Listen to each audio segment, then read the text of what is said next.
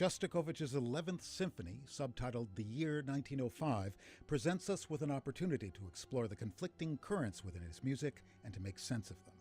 On the surface, the work appears to depict an historical event that was a cornerstone of the Soviet mythos, the massacre of unarmed civilians seeking to present a petition to the Tsar in St. Petersburg on January 9, 1905. This was the match that lit the fire of political instability that would eventually lead to the abdication of the monarch and the establishment of a Soviet Socialist Republic. Shostakovich's father, an engineer with strongly progressive political views, was among the marchers on that January day, and the political orientation of the household over which he and his wife Sophia cheerfully presided was decidedly sympathetic to the ideals of socialism. Thus, Shostakovich's 11th Symphony is a musical depiction of a tale he was frequently told when he was growing up. This highly programmatic work is laid out in 4 movements. The Palace Square, a slow, austere movement in which chordal string textures are punctuated by distant brass calls. The 9th of January, which depicts the advance of the marchers and the attack of the Imperial Guards. In Memoriam, an elegiac slow movement based on a revolutionary funeral march titled You Fell as Victims, and Alarm Bell, an aggressively defiant, march-like finale that represents the awakening of the people's determination to fight for their freedom. These movements are played without interruption and are suffused with revolutionary songs that were immediately recognizable to Soviet audiences. Written in 1957, it was the first of Shostakovich's symphonies to be entirely composed after the death of Stalin, and the plaudits it received from government authorities solidified an already ongoing rehabilitation of the composer's official status.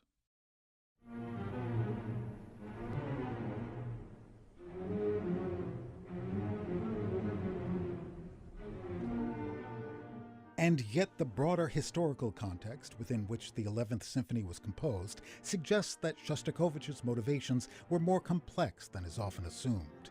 The emergence of Nikita Khrushchev as Stalin's successor had accelerated a de-Stalinization process that included denunciations of the dictator's crimes, the dismantling of the Stalinist cult of personality, and the putative curtailing of human rights abuses.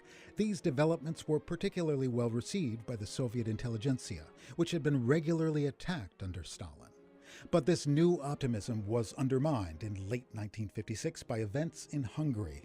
Since 1949, the Hungarian people had suffered a level of violent repression at the hands of their government that mirrored what Soviets experienced under Stalin.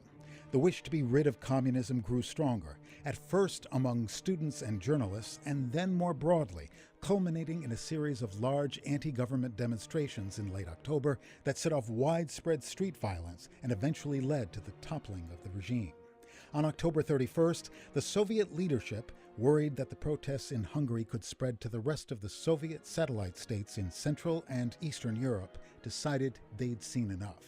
The following day, 12 divisions of Soviet troops crossed into Hungary, joining 5 divisions already stationed within the country.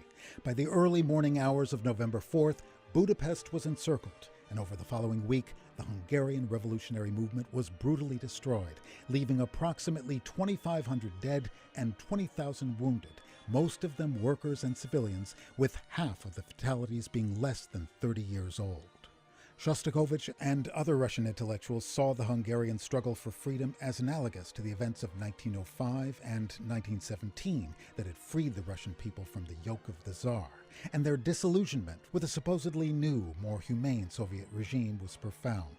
In the words of one dissident, "After all the assurances about the impossibility of repeating the past, we were now presented with corpses, tanks, brute force, and lies all over again. Nothing had changed at all. Boys 15 or 16 years old were perishing on the streets of Budapest, rifles in hand, in defense of freedom. On the one side there was us, the Russians, sent in to kill, and on the other it was us as well, for I would have done exactly the same thing if I had been in the place of those young Hungarians. After those red-starred tanks, the pride and joy of our childhood had crushed our peers on the streets of Budapest. A bloody fog blinded our eyes. The whole world had betrayed us."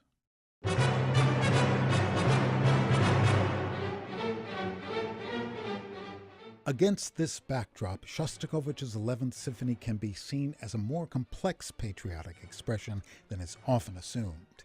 The common element between this type of work and Shostakovich's more apparently dissident pieces is the impulse to express his abhorrence of political repression, regardless of its source. This sensibility manifests itself in a variety of guises across a wide range of Shostakovich's works, from the impudent anti-militarism of his Ninth Symphony to the bleak lamentations of his Eighth String Quartet. Thus, the 11th Symphony is at once a validation of his youthful political ideals and an expression of his awareness of the extent to which the human will to power can subvert our most noble aspirations.